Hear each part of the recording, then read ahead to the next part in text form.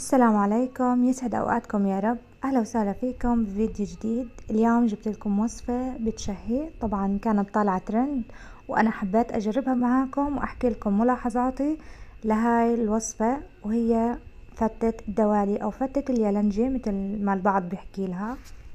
لحتى تعرفوا رأيي بهاي الطبخة وتعرفوا طريقة العمل تابعوني لآخر الفيديو.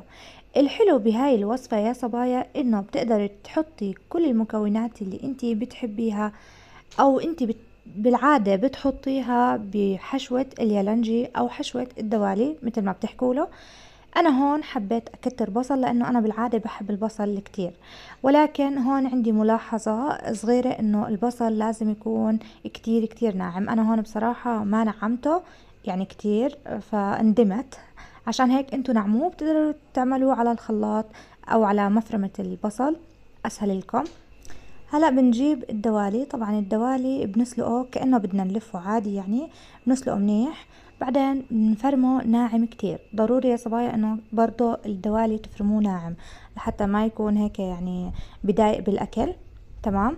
هلا بنيجي برضو للبندورة بنفرمها.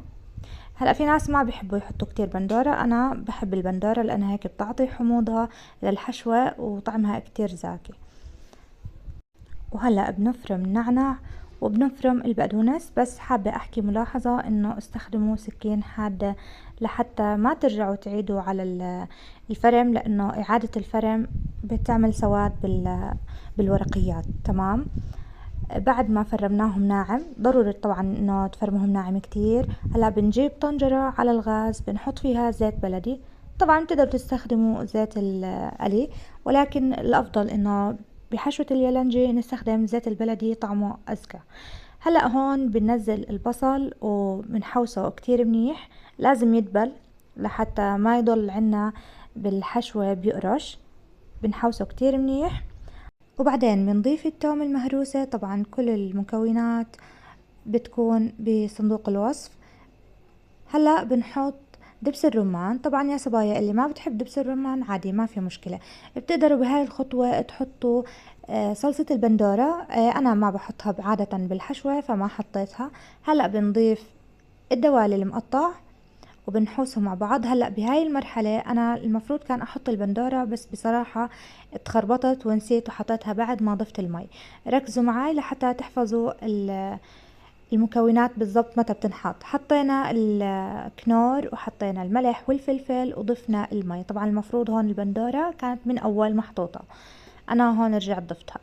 هلا بنخليها تقريبا ربع ساعة على النار، بنغطيها وبعدين بنفتح عليها وبنحط الرز، وبعدين بنحط النعنع والبقدونس. طبعا ما ننسى الليمون، الليمون كتير مهم لانه بيعطي حموضة للحشوة. بنحرك كل المكونات مع بعض وبنسكرهم لحتى تستوي الحشوة. طبعا يا صبايا دوقوا المي لحتى تشوفوا شو بحاجة، إذا كانت بحاجة لملح لليمون وانتو تضيفوها على هوا ما بدها. هون عبين ما تستوي الحشوة بنجيب الخبز بنقطعه علشان نقليه. طبعا بتقدري تقلي وبتقدري تشوي، القلي طبعا دائما أطيب. بنقسمه لمربعات متساوية. نحاول هون انه يكون الخبز بحجم واحد لحتى تكون فترة الاستواء واحدة. هلا يا صبايا لما بنحط الخبز بالزيت ضروري الزيت يكون ساخن كتير. بننزله وبنحركه كتير منيح، واول ما يتغير لونه، تمام، ما نخليه كتير يتحمر يصير يعني بده ينحرق، لا، اول ما يصير لونه اشقر بنطلعه وبنحطه بصفاية لحتى يتصفى من الزيت. هلا بنعمل خليط اللبن. بنحط 3 اكواب من اللبن، تقريبا يساوي 700 جرام من اللبن. تمام. وبنحط ربع كوب من الطحينية، بنحط توم مهروس، وبنضيف الليمون طبعا أهم نقطة، وملح حسب الرغبة.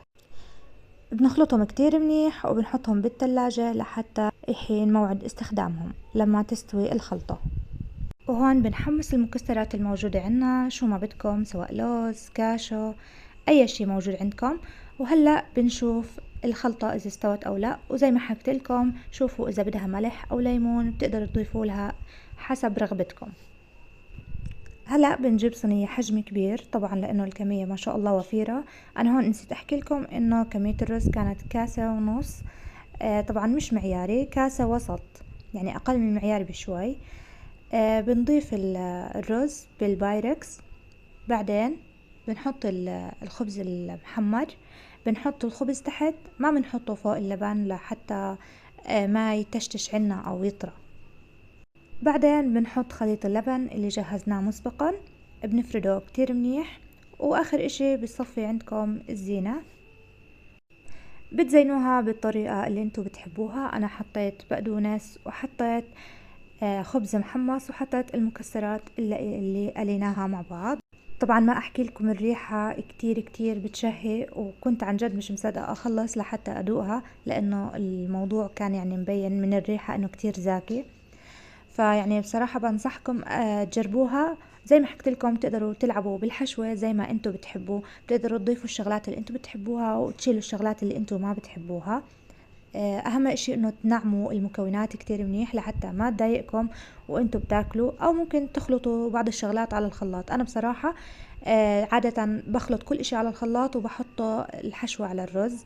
فانتم بتقدروا تعملوا الطريقة اللي انتم بتحبوها. هون ضفنا شوية من دبس الرمان على الوجه. يعني بصراحة طعمها كتير بشهي، بس خلوها تبرد شوي. أنا هون ما صبرت وقطعتها وهي سخنة كتير كتير، لهيك خلوها تبرد شوي، يعني ما تبرد كتير، كلوها وهي فاترة لأنها كتير زاكية. بصراحة تجربة ما بندم عليها، وراح أكررها، بس مثل ما حكيت لكم مع بعض التعديلات اللي حكيت لكم عنها. طعمها كتير بشهي ومناسبة للعزايم، وخاصة للناس اللي بيحبوا الدوالي وبنفس الوقت متكاسلين يلفوا.